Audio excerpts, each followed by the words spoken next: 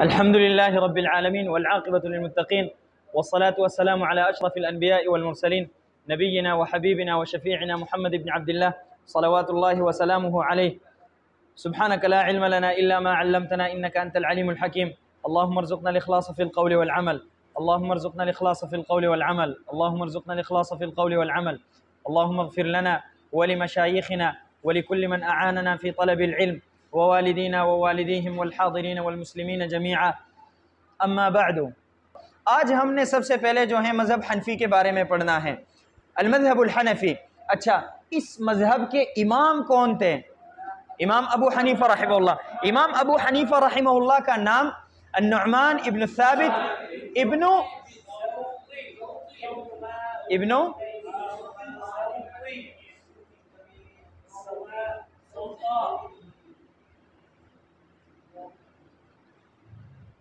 اچھا، اس کے پڑھنے میں دو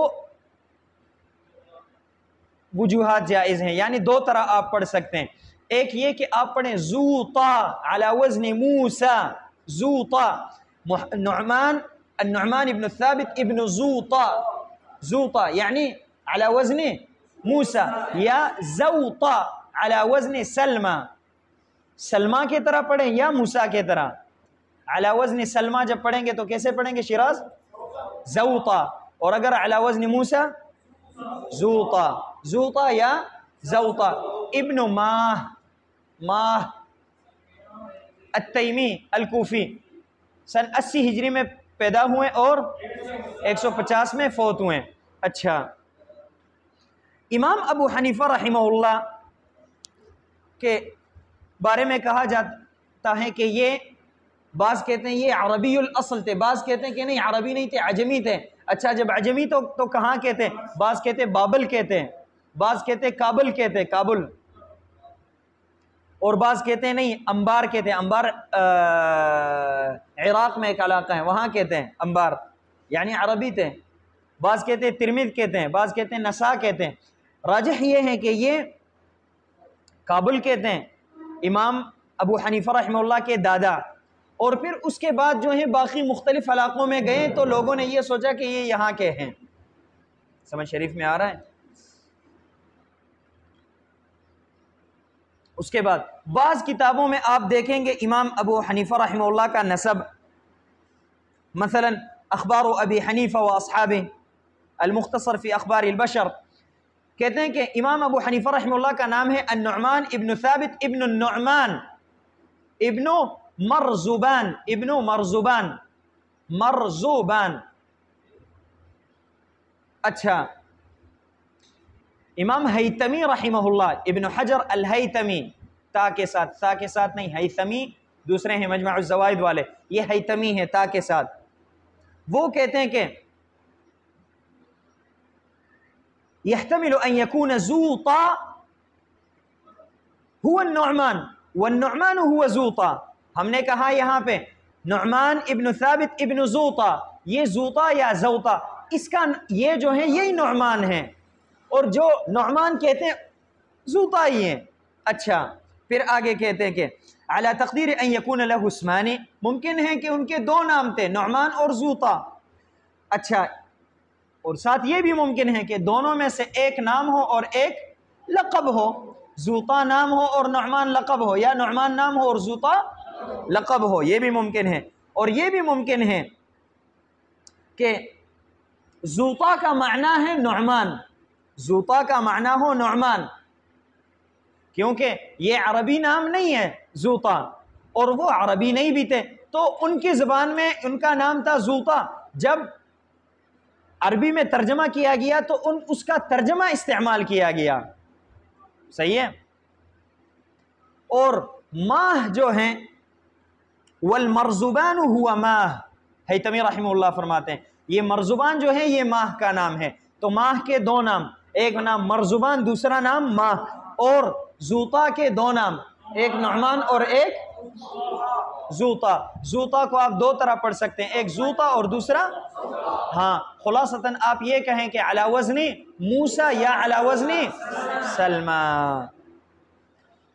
اچھا، امام ابو حنیفہ رحمہ اللہ کا اس میں کنیا ہے ابو حنیفہ۔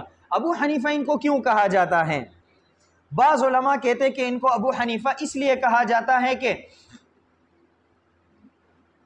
ان کی ایک بیٹی تھی، اس کا نام تھا حنیفہ، تو اس وجہ سے ان کو ابو حنیفہ کہا جاتا ہے۔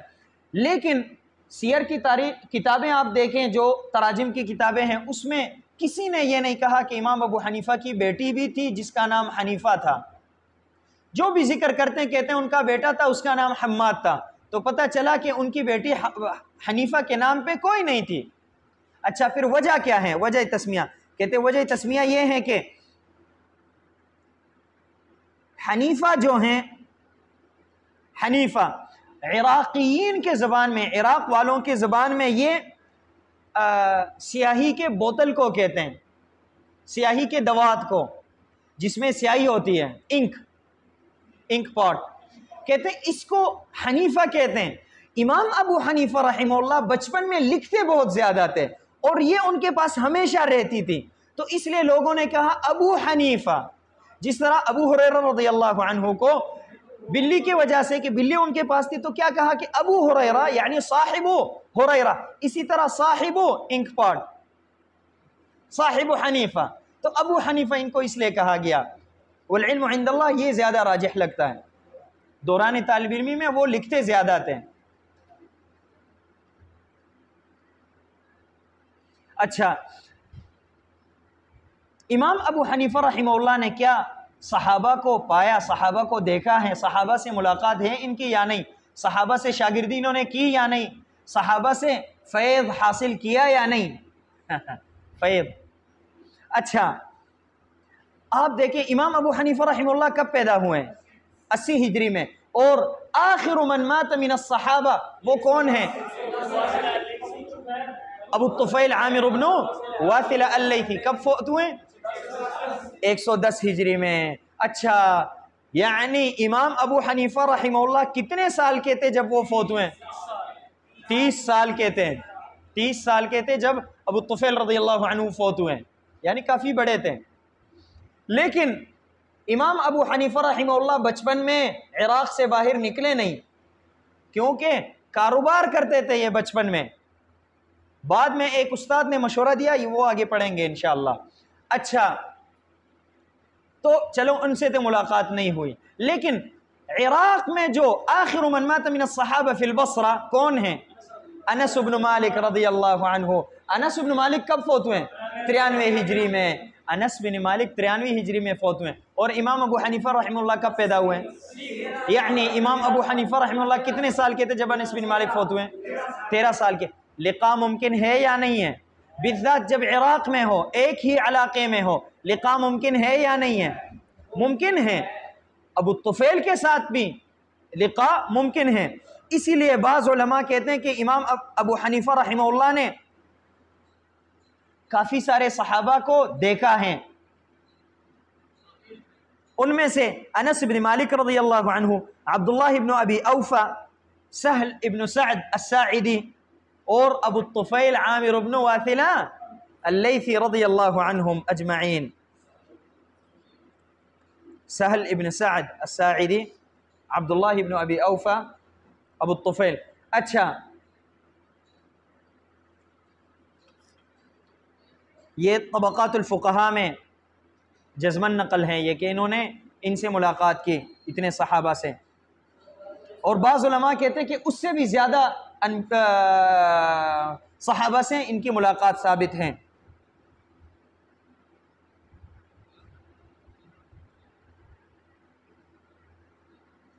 اور ابن حجر الہیتمی رحمہ اللہ نے مکمل ایک باب رکھا ہے اور اس میں صحابہ کے نام ذکر کیے جن سے کہا جاتا ہے کہ امام ابو حنیفہ رحمہ اللہ کی ملاقات ہے، اور پھر بعد میں یہ بھی کہا کہ ہاں ان سے ملاقات ہے، نہیں ان سے ملاقات نہیں ہے، تصحیحاً تضعیفاً سارے بیان کیے۔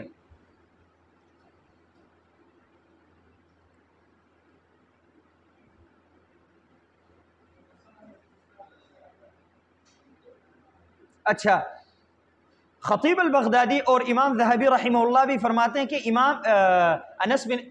امام ابو حنیفہ رحمہ اللہ نے انس بن مالک سے ملاقات کیے ہیں، لیکن ان سے روایات نہیں کیے. ابن الخطیب جی، لیکن ان سے روایات ثابت نہیں ہیں. اچھا، خلاصۃ الکلام یہ ہے کہ امام ابو حنیفہ رحمہ اللہ نے صحابہ سے تو ملاقات کی، لیکن صحابہ سے شرف تلمذ حاصل نہیں کیا، ان کے ساتھ شاگرد نہیں رہے. اور تابعی کس کو کہا جاتا ہے؟ جس نے صحابی کو ایمان کے حالت میں دیکھا ہو. صحیح ہے؟ ہاں، یہ لازمی نہیں ہے کہ ان کے ساتھ شاگردی بھی کی ہو. تو امام ابو حنیفہ رحمہ اللہ کی شاگردی جو ہے صحابہ سے ثابت نہیں ہے.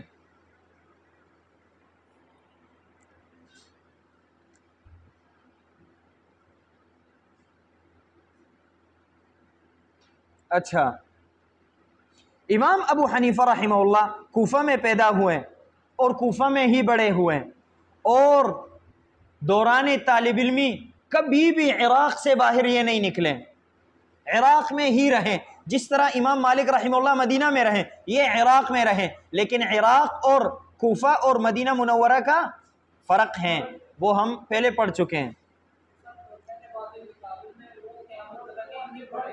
ان کے دادا وہاں کے تھے، دادا وہاں سے آئے اور پھر مسلمان ہوئے، اس لیے ان کو جو ہے تمیمی کہا جاتا ہے.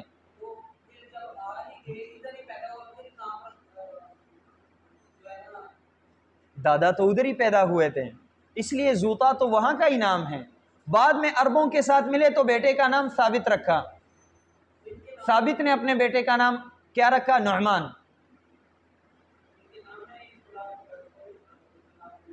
نہیں، نعمان امام ابو حنیفہ کے نام میں اختلاف نہیں ہے، والد کے نام میں اختلاف نہیں ہے. اختلاف صرف اور صرف کس میں ہے؟ دادا کے نام میں اور پردادا کے نام میں، پردادا اور دادا کے نام میں. اچھا، امام ابو حنیفہ رحمہ اللہ کپڑے کا کاروبار کرتے تھے. ایک دن امام شعبی نے، شعبی کا نام کیا ہے؟ عامر ابن شراحیل الشعبی. امام شعبی نے ان کو دیکھا، امام ابو حنیفہ رحمہ اللہ کو. شعبی ان کے اساتذہ میں سے بھی ہیں. امام شعبی نے ان کو دیکھا کہ یہ ابو حنیفہ رحمہ اللہ نوجوان ہیں اور ذہین انسان ہیں. تو امام شعبی نے ان کو کہا کہ بیٹا آپ اگر علم کے طرف آئیں تو زیادہ بہتر ہوگا، کاروبار چھوڑ دیں، آپ علم کے طرف آئیں. تو امام ابو حنیفہ رحمہ اللہ کے دل میں یہ بات اتر گئی اور دل میں داخل ہوئی یہ بات. اسی دن جو ہے امام ابو حنیفہ رحمہ اللہ نے تعلیم شروع کیا اور پھر بعد میں بڑے عالم بنے. سبحان اللہ، کبھی کبھی انسان ایک بات کرتا ہے لیکن ایک بات کی وجہ سے کتنی بڑی تبدیلی آتی ہے بعد میں. ہاں، جس طرح امام بخاری رحمہ اللہ نے کتاب لکھی اپنے استاد کے ایک بات کی وجہ سے. ہاں جی، اللہ اعلم. اچھا، امام ابو حنیفہ رحمہ اللہ جب پڑھنے کے لیے آئے تو پڑھنے لگے. پڑھنے کے بعد پھر پڑھانے لگے. پڑھانے جب لگے تو لوگ ان کے پاس آتے تھے پڑھنے کے لیے. ساتھ ہی حماد ابن ابی سلیمان کا حلقہ ہوتا تھا. ایک عورت آئی مسئلہ پوچھنے کے لیے، عورت نے مسئلہ پوچھا، امام ابو حنیفہ رحمہ اللہ نہیں بتا سکے. وہی عورت گئی، اور اصلاً امام ابو حنیفہ رحمہ اللہ علم الکلام پڑھتے تھے اس وقت، منطق، فلسفہ وغیرہ، تو اور یہی پڑھاتے تھے. وہ عورت گئی اور حماد بن ابی سلیمان کے پاس، فقیہ تھے وہ، ان کے پاس، ان سے مسئلہ پوچھا. انہوں نے جواب دیا. جب جواب دیا تو ابو حنیفہ رحمہ اللہ کے پاس آئی، کہا یہاں پہ بیٹھے ہوئے لوگوں کو دھوکہ دینے کے لیے کچھ بھی نہیں آتا تمہیں، دیکھو حماد کو، وہاں اس کو سب کچھ آتا ہے. تو امام ابو حنیفہ رحمہ اللہ نے اسی وقت جو ہے اپنا حلقہ چھوڑ کے حماد بن ابی سلیمان کے ساتھ حلقے میں بیٹھے، اور حماد بن ابی سلیمان کے ساتھ تقریباً کوئی 18 سال شاگردی کی انہوں نے. اس کے بعد جب حماد بن ابی سلیمان فوت ہوئے تو پھر ان کے مسند پہ بیٹھے یہ. اچھا، وہ کیسے بیٹھے وہ بعد میں پڑھیں گے انشاءاللہ. اچھا، اس کے بعد شیوخ ہوں. امام ابو حنیفہ رحمہ اللہ کے اساتذہ تو بہت زیادہ تھے، لیکن مشہور اساتذہ کون کون ہیں؟ مشہور اساتذہ، سب سے بڑے اساتذہ میں سے جو ہیں عطا ابن ابی رباح. عطا ابن ابی رباح فقیہ یا مفتی مکہ، فقیہ مکہ. یہ ابن عباس وغیرہ وغیرہ صحابہ کے، بڑے بڑے صحابہ کے شاگرد ہیں، عائشہ رضی اللہ عنہا اور ابن عباس وغیرہ وغیرہ. دوسرے نمبر پہ شعبی، عامر ابن شراحیل الشعبی، شعبی ان کے استاد ہیں اور شعبی کے ہی کہنے پہ یہ پڑھنے کے لیے آئے تھے، علم حاصل کرنے کے لیے آئے تھے۔ اچھا عطا کب فوت ہوئے؟ 114 ہجری میں، جی ہاں 114 ہجری میں فوت ہوئے ہیں عطا ابن ابی رباح۔ اور شعبی جو ہیں، یہاں پہ جگہ تھوڑی تھی اس لیے میں نے ہاں نہیں لکھا ہے ہجری، اچھا جگہ بچانے کے لیے۔ اچھا شعبی 104 ہجری میں فوت ہوئے ہیں۔ شعبی پہلے لکھنے چاہیے تھے، یہ بعد میں، لیکن پہلے کیوں لکھا؟ کیونکہ عطا ان کے بڑے اساتذہ میں سے تھے، اگرچہ وہ بعد میں فوت ہوئے ہیں، صحیح ہے۔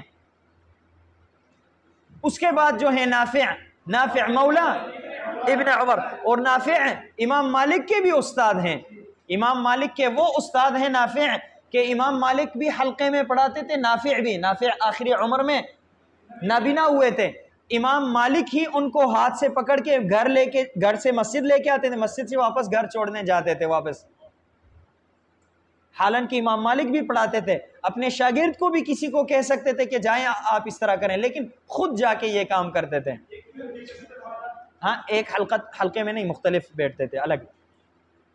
اچھا اس کے بعد قتادہ ابن دعامہ السدوسی، یہ بھی نابینا تھے، یہ تو شروع سے 118 ہجری میں فوت ہوئے، یہ نافع 17 ہجری میں اور یہ 118 ہجری میں۔ اس کے بعد حماد ابن ابی سلیمان جو ہیں یہ 120 ہجری میں فوت ہوئے ہیں۔ 120 ہجری کے بعد پھر امام ابو حنیفہ کا نام روشن ہونے لگا، کیونکہ 120 ہجری کے بعد وہ مسند پہ بیٹھے، یہ انشاءاللہ آگے پڑھیں گے۔ اچھا اس کے بعد جو ہیں ایک ان کے استاد امام زہری کا نام محمد ابن مسلم ابن شہاب الزہری، 124 ہجری میں فوت ہوئے ہیں۔ اسی طرح بڑے اساتذہ میں سے ان کے جو ہیں عمرو ابن دینار، 126 ہجری میں فوت ہوئے ہیں۔ اسی طرح ان کے اساتذہ میں سے محمد ابن المنقدر 130 ہجری میں فوت ہوئے ہیں، اور اسی طرح ان کے استاد ہشام ابن عروۃ ابن الزبیر کے بیٹے، عروۃ ابن الزبیر یہ فقہائے سبعہ میں سے ہیں، یہ ان کے بیٹے ہیں۔ اچھا ان کی بیوی تھی فاطمہ بنت المنذر، وہ بھی بہت بڑی عالمہ تھی، ان سے 10 سال بڑی تھی تقریباً۔ اچھا جی 14 سال جی۔ اچھا اس کے بعد جو ہیں ان کے شاگرد امام ابو حنیفہ رحمہ اللہ کے شاگرد بہت زیادہ تھے، لیکن کچھ مشہور شاگرد جو ہیں ان کے نام ہم نے یہاں پہ لکھے۔ پہلے نمبر پہ ظفر ابن الحذیل العنبری، ظفر جو ہیں یہ امام ابو حنیفہ رحمہ اللہ کے فوت ہونے کے 8 سال بعد فوت ہوئے ہیں، 8 سال بعد فوت ہوئے ہیں۔ اس کے بعد دوسرے شاگرد ان کے اپنے بیٹے حماد ابن ابی حنیفہ، یہ اپنے استاد سے اتنی پیار کرتے تھے، محبت کرتے تھے کہ اپنے بیٹے کا نام بھی اپنے استاد کا نام کی طرح رکھا ہے۔ اچھا ان کے بعد جو ہیں عبداللہ ابن المبارک الامام الزاہد العابد الورع، یہ بھی ان کے شاگرد ہیں امام ابو حنیفہ رحمہ اللہ کے، یہ کب فوت ہوئے؟ 181 ہجری میں۔ اس کے بعد جو ہیں مشہور شاگرد ان کے یعقوب ابن ابراہیم الانصاری، ابو یوسف یعقوب ابن ابراہیم الانصاری، یہ نام بھی آپ یاد کریں، کوشش کریں۔ اچھا 182 ہجری میں یہ فوت ہوئے تھے۔ اس کے بعد راویۃ المذہب محمد ابن الحسن الشیبانی، اور اسی طرح ان کے شاگرد وکیع ابن الجراح، لیکن وکیع ابن الجراح نے زیادہ شاگردی ان کے ساتھ نہیں کی، میں نے آپ کو بتایا تھا، اور پھر زیادہ شاگردی ظفر ابن الحذیل سے کی انہوں نے، کیونکہ امام ابو حنیفہ رحمہ اللہ کے پاس جب آئے تو لوگوں نے منع کیا ان کو کہ کیا کرتے ہیں یہاں پہ، آپ ان سے پڑھنے کے لیے آئے وغیرہ وغیرہ، تو علم الحدیث پڑھتے تھے یہ، یہاں پہ فقہ پڑھنے کے لیے آئے، تو کہا کہ ادھر جائے، پھر واپس چلے گئے۔ بعد میں پھر ان کو ایک مسئلہ پیش آیا، جب آئے تو ظفر نے وہ حل کیا، تو پھر ظفر سے شاگردی کرنے لگے، لوگوں نے جب پھر منع کیا تو کہا غررتمونی عن ابی حنیفہ، کہتے ہیں خدعتمونی، کہتے ہیں تم لوگوں نے مجھے دھوکہ دیا، امام ابو حنیفہ سے زیادہ میں نے استفادہ نہیں کیا، استفادہ نہیں کر سکا، اب ان کے شاگرد سے ظفر سے مجھے دھوکہ نہیں دینا، مجھے استفادہ کرنے دو۔ اس کے بعد الحسن بن زیاد اللؤلؤی، یہ کب فوت ہوئے؟ یہ 204 ہجری، جس سال امام شافعی رحمہ اللہ فوت ہوئے، لیکن امام شافعی جو ہیں امام ابو حنیفہ کے ڈائریکٹ شاگرد نہیں ہیں۔ اچھا، اسی طرح جو ہیں عیسی ابن ابان، عیسیٰ ابن ابان ابن صدقہ، یہ 221 ہجری میں فوت ہوئے ہیں۔ جی ہاں، اسی طرح یہ جو ہیں یہ ان کے شاگردوں میں سے بھی ہیں، ان کے شاگرد بھی ہیں، لیکن دیکھیں آپ یہ جو ہیں یہ محمد بن الحسن یہ ابو یوسف کے بھی شاگرد ہیں، تو کوئی مسئلہ نہیں ہے، ایک بندہ کئی لوگوں کا استاد کا بھی شاگرد ہو، شاگرد کا بھی شاگرد ہو، کوئی مسئلہ نہیں ہے۔ اب زہری جو ہیں یہ ربیعۃ الرأی کے استاد ہیں، مالک کے دونوں اساتذہ ہیں، زہری بھی اور وہ بھی، استاد بھی استاد اور استاد کے استاد بھی استاد۔ اچھا، اس کے بعد امام ابو حنیفہ رحمہ اللہ فتویٰ دینے کے لیے کب بیٹے، یعنی کب مفتی بنے اور کب فتویٰ دینا شروع کیا انہوں نے، اور کب لوگوں کو پڑھانے لگے اور مذہب حنفی وجود میں آنے لگا، کس سن میں مذہب حنفی وجود میں آنے لگا؟ امام ابو حنیفہ رحمہ اللہ آپ کو پتا ہے کہ سب سے پہلے عراق میں استاد کون تھے؟ عبداللہ ابن مسعود، جب وہ فوت ہوئے انہی کے مسند پہ علقمۃ ابن قیس بیٹے، وہ جب فوت ہوئے انہی کے مسند پہ ابراہیم النخعی، وہ جب فوت ہوئے تو ان کے مسند پہ حماد ابن ابی سلیمان، حماد ابن ابی سلیمان 120 ہجری میں فوت ہوئے، یہ لکھا ہوا ہے حماد ابن ابی سلیمان 120 ہجری میں فوت ہوئے۔ جب یہ حماد فوت ہوئے تو لوگوں نے حماد کے بیٹے کو لوگوں نے تدریس کے لیے ان کے مسند پہ بٹایا، حماد کے مسند پہ کس کو بٹایا؟ حماد کے بیٹے کو، بیٹے کا نام ہے اسماعیل ابن حماد، ان کو بٹایا، لیکن طلبہ نے شکایت کی کہ یہ صحیح حق ادا نہیں کر رہا ہے، جس طرح ہمارے استاذی ہمیں پڑھاتے تھے اس طرح ہمیں نہیں پڑھا رہا ہے۔ یہ وجہ کیا تھی؟ وہ نالائق تھے؟ نہیں، وہ نالائق نہیں تھے، وجہ یہ تھی کہ وہ علم الکلام اور علم النحو صرف سے متاثر تھے، اس میں ان کی زیادہ مہارت تھی، کیونکہ دنیا میں کوئی بھی شخص دیکھے تو کسی نہ کسی چیز میں وہ زیادہ مہارت حاصل رکھتا ہے، دوسری چیز میں پھر کم ہوتا، تیسری میں زیادہ، مختلف ہوتے ہیں لوگ۔ تو یہ حلقہ کس چیز کا تھا؟ فقہ کا۔ یہاں پہ استاد وہ چاہیے جو فقہ میں ماہر ہو، اور یہاں پہ اب استاد کون آئے؟ جو لغت میں ماہر ہیں۔ تو شاگردوں نے کہا کہ ایسا استاد نہیں چاہیے ہمیں، پھر کس کو اختیار کیا گیا؟ امام ابو حنیفہ رحمہ اللہ کو۔ جب ان کو اختیار کیا گیا تو طلبہ سارے متفق ہو گئے اور راضی ہو گئے اس پہ، اور پھر امام ابو حنیفہ رحمہ اللہ ہی پڑھانے لگے۔ کب؟ یہ 120 ہجری میں، اور مختلف جگہوں سے لوگ ان کے پاس آنے لگے، کیونکہ امام ابو حنیفہ رحمہ اللہ فقہ میں بھی ماہر تھے اور ساتھ ساتھ علم الکلام میں بھی ماہر تھے اور علم اللغہ میں بھی۔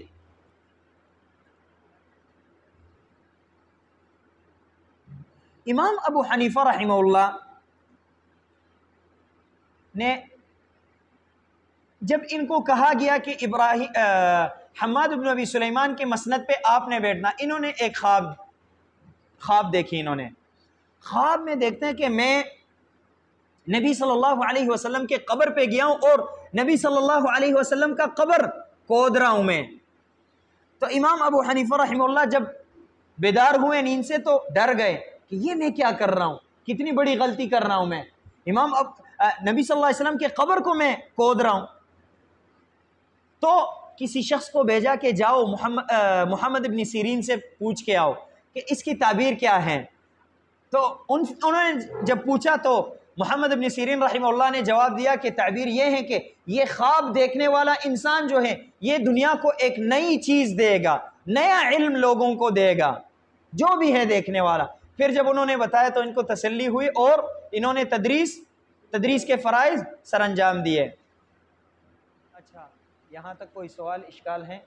سبحانک اللہم و بحمدک اشہد ان لا الہ الا انت استغفرک و اتوب الیک۔